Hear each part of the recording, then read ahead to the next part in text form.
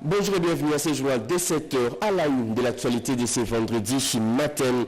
3 pays africains viennent détourner le dos à la France, le Niger, le Mali et le Burkina Faso. Ces 3 pays dirigés par le régime militaire viennent de sortir de l'Organisation internationale de la francophonie. Après tous ces départs, quel est l'avenir de cette organisation? On en parlait dans un instant. Également au sommaire de votre 7h, nouveau tour de vis dans la construction des immeubles et autres bâtiments en RDC. L'achat d'une assurance tout risque est désormais obligatoire aux constructeurs avant l'acquisition de permis de construire. Décision prise au terme d'une longue réunion entre le ministre délégué en charge de la politique de ville et les responsables de différents services de son secteur. On en parle dans un instant. Et enfin, du sport et du foot. L'RDC joue ce soir contre les Soudan du Sud au stade de Martyrs de Kinshasa. Un match comptant pour la 5e journée des éliminatoires de la Coupe du Monde 2026. Tous les joueurs convoqués ont répondu présents pour cette rencontre. 3e du groupe, les Léopards ont désormais leur destin entre les mains. Le premier mot du sélectionneur congolais avant cette rencontre de ce soir à suivre à la fin de ce journal. Voilà tout pour le titre. Mesdames et messieurs, encore une fois, bienvenue à vous sur le régional, la radio-télévision nationale congolaise. Le principe, les plans stratégiques du climat des affaires, encore en plein chantier en RDC. Les principaux acteurs économiques et institutionnels se réunissent depuis hier pour donner du contenu à ces plans. Ces projets étalés sur 7 mois visent à moderniser l'environnement des affaires en RDC. Le coup d'envoi d'élaboration de ces plans stratégiques a été lancé hier par le chef de l'État, Félix-Antoine Tshisekedi Tshilombo, à la cité de l'Union africaine, comme le dit Fanny Kikoufi dans ce reportage.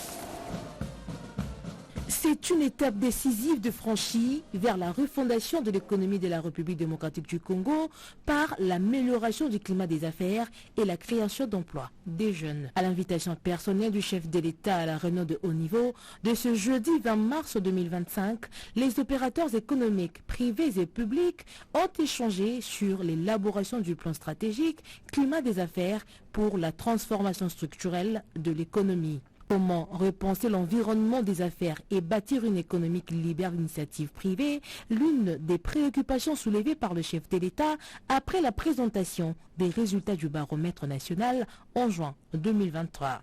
L'indépendance politique ne saurait être complète sans une souveraineté économique forte. Depuis le premier jour où vous m'avez confié la magistrature suprême, ma vision a été claire.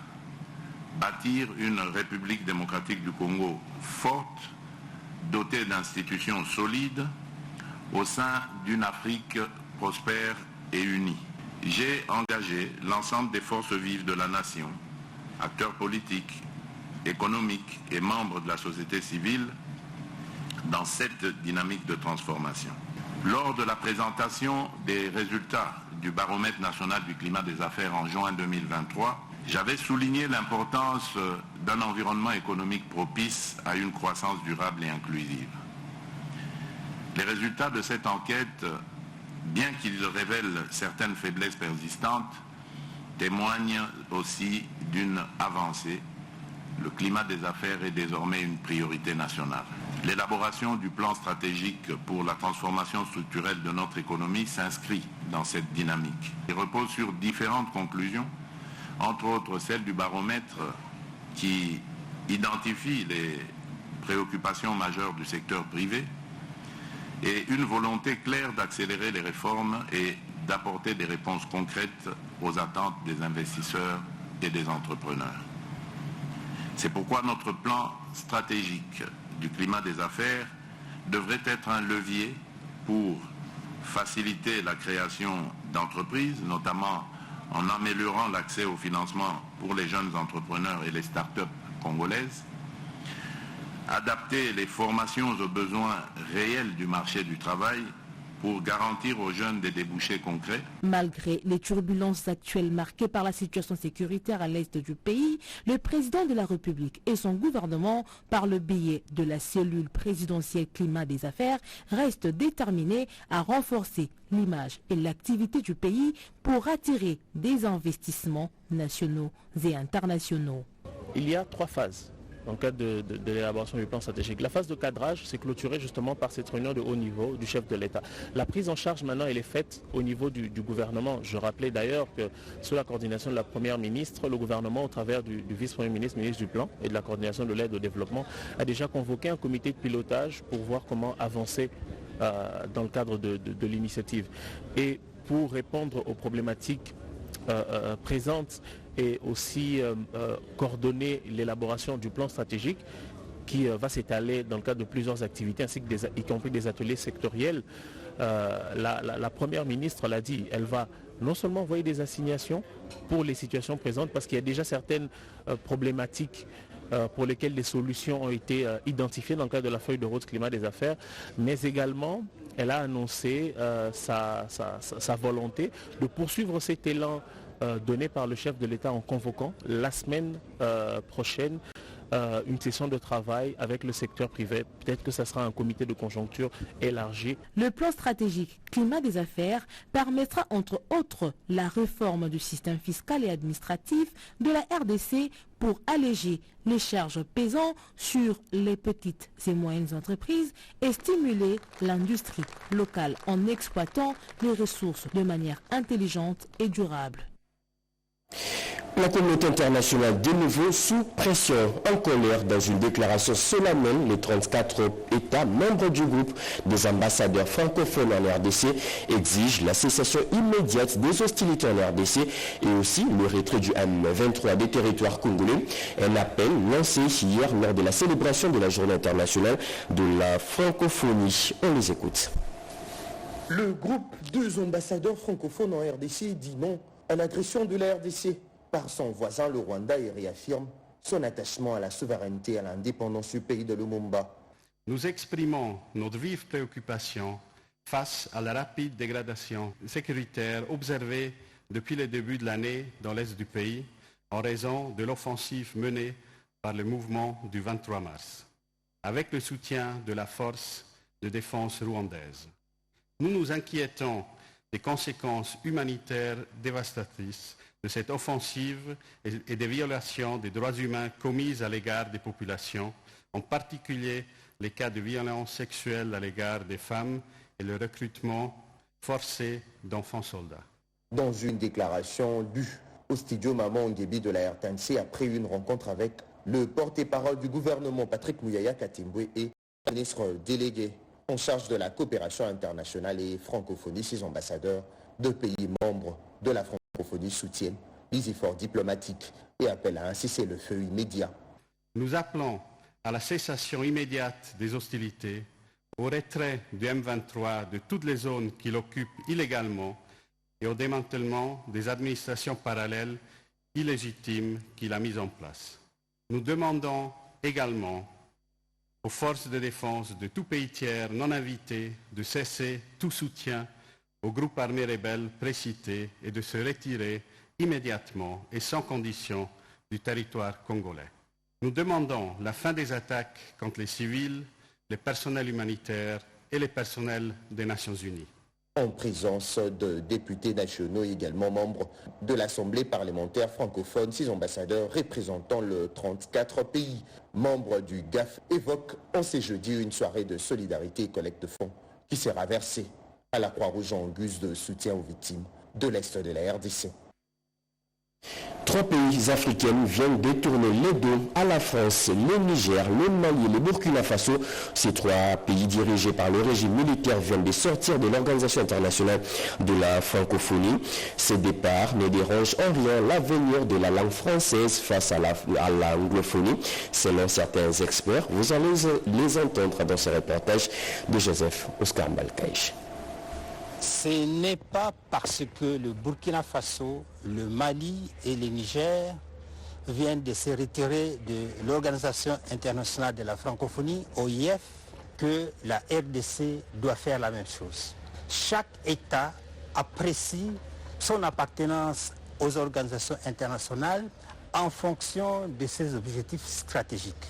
Nous, la RDC, nous sommes, après la France, le plus grand pays francophone en termes de nombre de personnes qui utilisent le français au quotidien. Donc, nous devrions et nous sommes un acteur clé de la francophonie.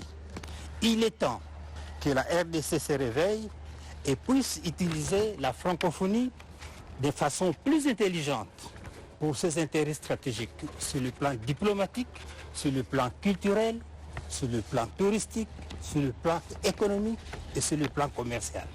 L'année prochaine, en 2026, au Cambodge, se tiendra le 20e sommet de la francophonie. C'est au cours de ce sommet que sera élu le prochain ou la prochaine secrétaire générale de la francophonie.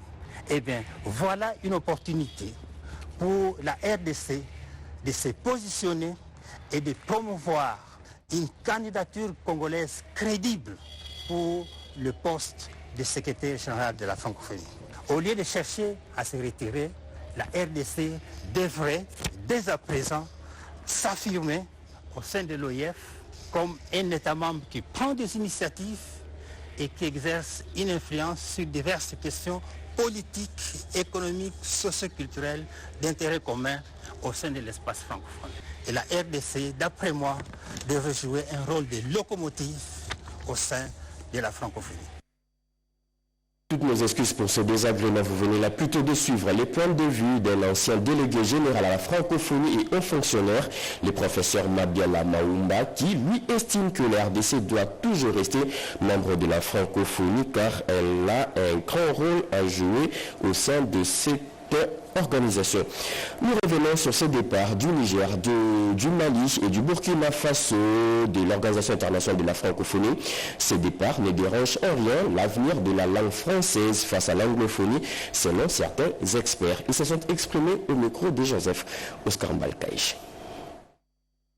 20 mars 2025, l'Organisation internationale de la francophonie, qui a vu le jour le 20 mars 1970 à Niamey au Niger, regroupe les pays qui ont en partage la langue française. L'OIF met aussi en relief la coopération politique, éducative, économique et culturelle entre le pays au service des populations. Mais voilà, 3 pays membres, le Burkina Faso, le Niger et le Mali, viennent de tourner les dos à cette organisation. Pour l'ambassadeur de France en RDC, ce départ était prévisible. Je crois que ces pays étaient actuellement suspendus de l'Organisation internationale de la francophonie en raison des coups d'État qui ont eu lieu dans ces pays, de la même manière qu'ils étaient suspendus de la CEDEAO.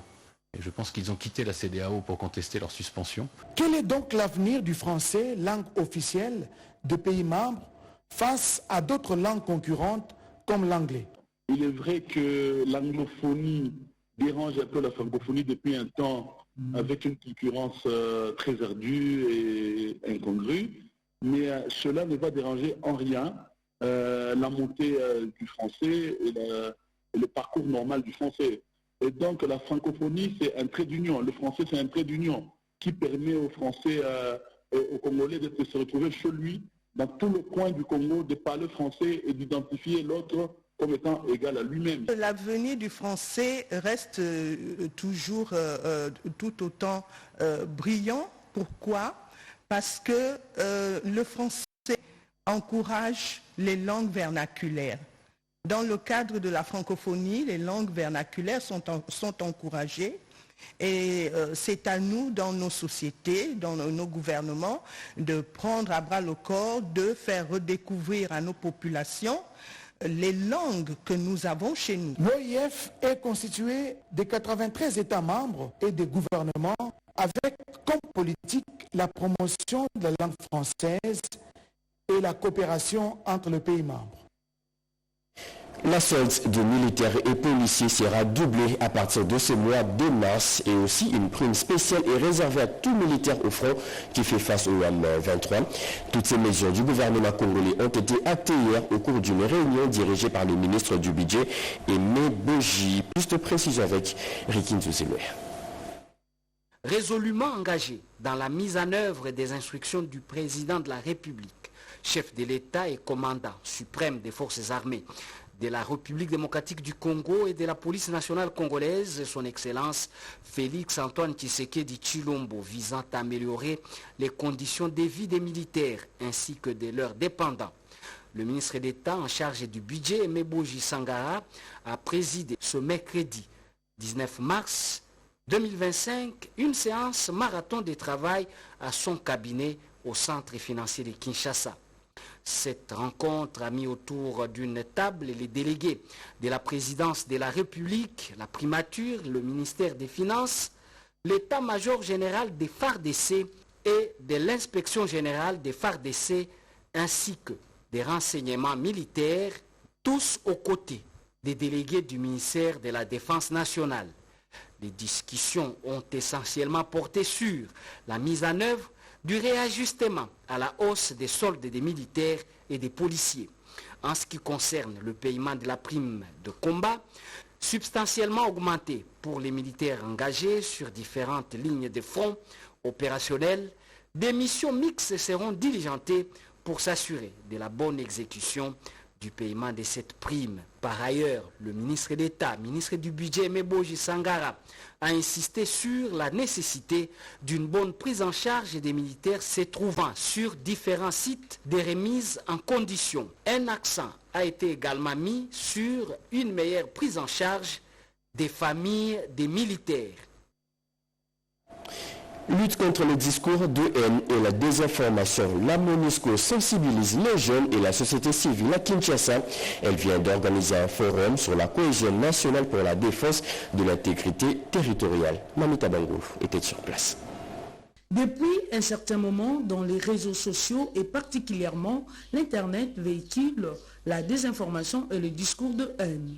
Pour lutter contre ces phénomènes, la MONUSCO, conjointement avec la Coordination nationale de la jeunesse intercommunautaire de la RDC, a organisé un forum sur la cohésion nationale et lutte contre le discours de haine et la désinformation auprès des jeunes de toutes tendances confondues et ceux de la société civile. Dans son intervention à l'auditoire, Maître Christelle a souligné que la RDC a besoin plus de l'unité de la cohésion nationale pour la défense de l'intégrité territoriale et la souveraineté nationale. Pour sa part, le professeur Mabaka Placide a insisté sur l'unité de tous les Congolais. Pour cela, il faut éviter la discrimination, le tribalisme et les régionalismes qui peuvent fragiliser l'unité nationale. De son côté, David Fungi Soumaïli, chargé de la division de la communication stratégique et de l'information publique de la MONUSCO, a donné son point de vue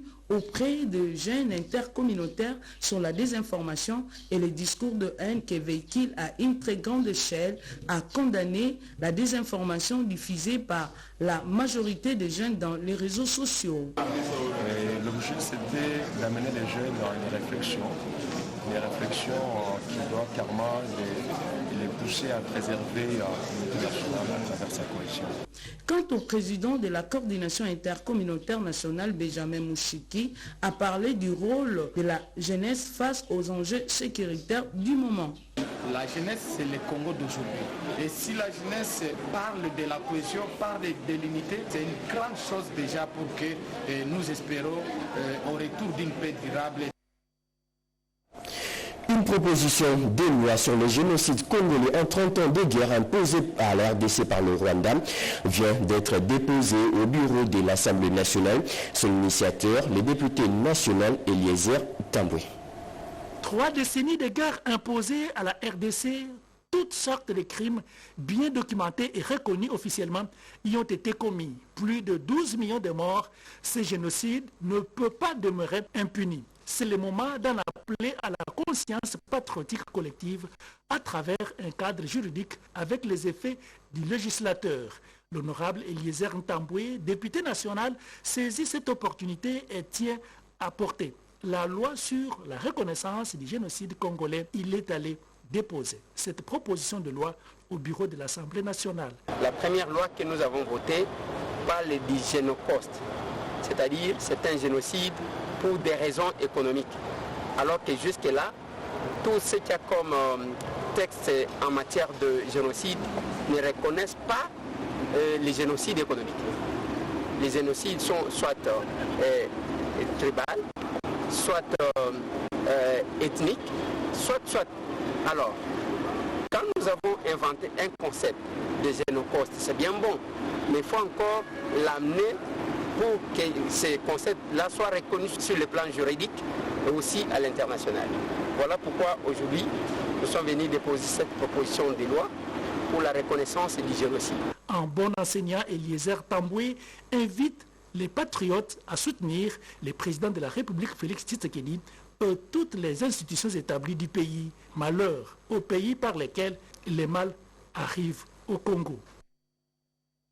La douane congolaise et ougandaise se réunissent à Kinshasa pour renforcer l'échange d'informations et sécuriser les commerces transfrontaliers du corridor nord. Et cette coopération vise à lutter contre la fraude et faciliter les échanges entre les deux pays, comme le dit Rikinzosi. Depuis le 27 janvier 2008, la République démocratique du Congo et l'Ouganda sont liés par l'accord d'assistance mutuelle à travers leurs administrations douanières, à savoir la Direction générale des douanes et accises, DGDA, et l'Ouganda Revenue Authority, URA. Surtout que ces deux États partagent une frontière de plus de 800 km. Les efforts communs récents sont orientés au développement économique. Voilà pourquoi l'autorité de coordination des transits et des transports du corridor nord a ouvert à Kinshasa ce mercredi 19 mars 2025 les travaux sur le processus d'échange d'informations entre la douane ougandaise et la douane congolaise. Pour l'éradication de la fraude douanière, la sécurisation de la chaîne logistique des valeurs, la fiabilisation des données statistiques, l'amélioration du cadre opérationnel et enfin d'éviter la recrudescence de la rupture des charges et la lenteur dans le traitement des déclarations. À ce jour, je voudrais à cet effet rendre hommage à son Excellence Monsieur le Président de la République démocratique du Congo, Félix Antoine Tshisekedi Tshilombo, qui fait de la coexistence pacifique entre pays voisins son cheval de bataille dans la perspective d'une vraie et réelle intégration entre les deux États de l'EAC, Communauté des États de l'Afrique de l'Est. Les deux pays ont réalisé plusieurs projets de coopération et une mobilisation conjointe des fonds pour le développement des infrastructures de facilitation du commerce dans le but de stimuler le commerce transfrontalier et intra-régional. Sécurité des frontières, l'RDC s'est tournée vers la Corée du Sud. En séjour à Séoul, la vice-ministre de l'Intérieur, Eugénie Kamba, est allée s'inspirer du modèle sud-coréen. Regardez. L'agression rwandaise donne réflexion à la sécurité de nos frontières en République démocratique du Congo avec les pays voisins. Pour palper du doigt la réalité frontalière entre la Corée du Sud et celle du Nord, la vice-ministre de l'Intérieur, Sécurité et Décentralisation, Eugénie Kamba, s'est rendue à Paju, l'une des frontières les plus fermées et militarisées au monde. Fruit de la guerre froide et de la guerre des Corées comme celle imposée à la RDC par le Rwanda et ses supplétifs du M23, elle demeure encore aujourd'hui un abcès de fixation des tensions régionales, continentales et mondiales. Après avoir traversé le fleuve Anekonga grâce à une tyrolienne touriste, le numéro 2 de la territoriale n'a pas voulu rater un seul instant pour comprendre le mécanisme efficace mis en place par l'État coréen du Sud pour la sécurité de ses frontières maintenant plus de 50 ans. Sur place, Eugénie Kamba a eu des explications claires et nettes de la part des forces de défense coréennes piquées à la première ligne de front. Cette frontière entre deux pays est truffée des clôtures de fils de fer barbelés et des champs de mines, ce qui rend toute tentative de traversée extrêmement dangereuse. La vice-ministre de l'Intérieur et toute sa délégation repartent avec une satisfaction totale pour une mission accomplie. Un guide pratique de résolution de prévention des conflits en RDC sera bientôt élaboré. Les acteurs judiciaires, non judiciaires et les autorités coutumières se sont retirés à Kinshasa pour l'élaboration de ces guides qui visent la promotion de la paix sociale et la cohésion pacifique entre communautés. Plus de précision avec Kibobo, Anam Mukonti. Dans cette salle de l'hôtel Sultani, les acteurs judiciaires et non judiciaires ont convergé les avis durant 2 jours. L'utilisation du programme MARC dans les résolutions des différentes formes de conflits et une situation désastreuse en République démocratique du Congo, mettant en péril la paix sociale entre communautés. Les autorités coutumières sur la première ligne. Nous retrouvons des chefs de diverses provinces, mais qui parlent d'une situation générale qui concerne le développement de nos milieux sur le plan de la gestion de nos populations. Venus du Congo profond, ces acteurs de marque se sont réunis à Kinshasa dans la perspective de statuer sur les recommandations pouvant conduire à la résolution pacifique des conflits. Question de favoriser la cohabitation et la paix sociale entre communautés. Vous avez donné du meilleur de vous-même pour jeter les jalons de l'évolution de ces domaines dynamiques qui constituent des modes alternatifs de règlement des conflits. Assise initiée par RCN, Justice et Démocratie, avec l'appui de l'Avocat sans frontières, de l'Union européenne et de la coopération belge dans l'optique de partager leurs expériences vécues dans leur milieu naturel, pouvant servir d'une feuille de route. Mieux, une alternative de prévention et de résolution de ces conflits. Tout en plaçant l'homme au centre de tout. La tenue de cet atelier est d'une importance capitale pour ces pays touchés par différentes formes de conflits. Les Congolais sont ainsi appelés à se désolidariser de cette forme de fléau qui freine l'émergence de la RDC, vœu du chef de l'État, Félix Antoine Tshisekedi Tshilombo. Et puis, ces chiffres, 120, c'est le nombre de motos toutes neuves remises aux représentants des différents services d'appui dans la province du Haut-Touélé par le gouverneur Jean-Ba Komito. Ces engins visent à améliorer la qualité de service rendu à la population. Déterminé à améliorer les conditions de travail en général et la mobilité du personnel en particulier, et c'est dans les différents services publics provinciaux, le gouverneur du Haut-Touélé, honorable Jean-Ba Komito,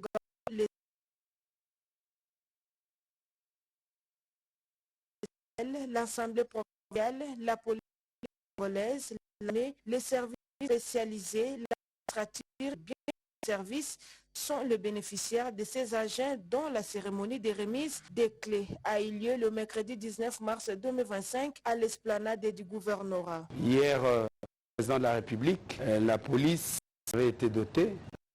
La police a donné 13 heures à la police. Nous avons l'obligation d'accompagner, de soutenir les services, de soutenir notre armée et la police nationale afin qu'elles puissent avoir la possibilité de donner le meilleur d'eux-mêmes et de mieux accomplir les missions qui leur sont confiées. Et ces motos vont nous aider à améliorer la qualité des services que nous rendons à la population. Comblés par le geste de l'autorité provinciale, les bénéficiaires lui ont exprimé leur gratitude. Remercier son Excellence, Monsieur le Gouverneur, c'est pour la INE. Il est en train de doter la PNC. Je promets à sécuriser la province. Nous sommes contents. Avec ces dotations, ça va nous faciliter à bien faire notre travail. C'est pratiquement la troisième vague qu'on est en train de donner les motos. Les usagers de ces motos à les utiliser pour de bonnes causes. Je remercie grandement le gouverneur de la province. Signalons que la cérémonie s'est déroulée après ceux de provinciaux, les collaborateurs du gouverneur et des membres du comité provincial des cités. La CIME à la recherche de la réconciliation nationale, elle vient d'énoncer un nouveau projet visant le retour de la paix dans tous les territoires de la RDC. Rodépanda. La RDC brûle. Avec plusieurs millions de morts en 30 ans, la situation est critique. Tout secours pour éteindre ce feu et stopper l'avancée des troupes d'agression s'avère indispensable. En plus de la satisfaction diplomatique réalisée par le chef de l'État, plaçant le Congo au cœur du débat international jusqu'à démasquer l'ennemi, la plateforme des confessions religieuses à travers la Commission d'intégrité et médiation électorale CIME s'engage dans une démarche de rechercher la réconciliation nationale dans l'inclusivité totale suivant le vœu du président de la République Félix Tshisekedi. Ces projets ambitieux de l'initiative interconfessionnelle pour la paix et la réconciliation à RDC a été lancé officiellement ce jeudi 20 mars 2025 lors du point de presse tenu à Kinshasa en présence du conseiller du chef de l'État au collège socio-culturel et le président de la CH parti. Toutes les projets sur les partis, les moyens et les chances de réussite ont trouvé des réponses claires de la part du président de la CIME, Idriss Katenga, et l'archevêque Ejiba Mampia, président de l'RC, a fait cette mise au point avec objectif poursuivi. Nous avons mis cette initiative interconfessionnelle pour la paix et la réconciliation. Une initiative inclusive transparente, une initiative qui tient compte des facteurs temps dans ce que nous faisons. Et ceux qui peuvent contribuer à la paix seront consultés parce que nous avons besoin de la cohésion nationale pour vaincre la guerre et pour que notre peuple soit uni. Les chances de réussite, c'est d'abord notre détermination, c'est notre volonté de fédérer avec les autres. Tous les Congolais sont donc appelés à soutenir cette démarche qui vise le salut du pays. Du sport et du foot avant de nous séparer. L'RDC joue ce soir contre le Soudan du Sud au stade de Martyrs de Kinshasa à partir de 17h. Un match comptant pour la 5e journée des éliminatoires de la Coupe du Monde 2026. Tous les joueurs convoqués ont répondu présent. Le sélectionneur congolais reste confiant pour le match de ce soir. Sébastien Desabre s'est exprimé hier lors de la conférence de presse d'avant-match. Regardez.